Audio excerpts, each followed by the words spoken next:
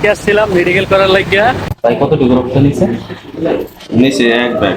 এই করতানি আমরা হাত তুই ভালো সে পালালাম করে। আল্লাহ। তো এইখানে আসছি আজকে প্রায় সকাল 10টার দিকে আসছি, আইসে অফিসে গেছি।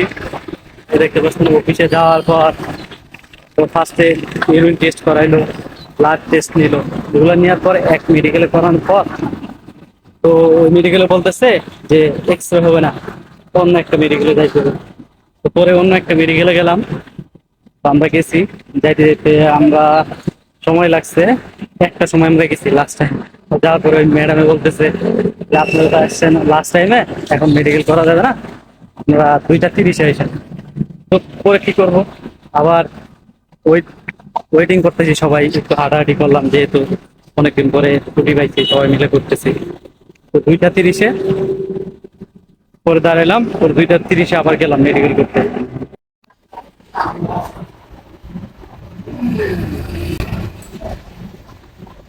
আল্লাহ রে, মেডিকেল করতে এসে রে ভাই, বিশ্বাস করবে না, এক সিরিজ বলে একদম রক্ত নিচ্ছে। পুরা 1 বছর রক্ত একবার এগুলো সব আমরা মেডিকেল করতে এসেছি। সব আমাদের সাথে। ভাই কতটুকু রক্ত নিছে? নিচে এক ব্যাগ। এই করতানি আমরা হাত তুই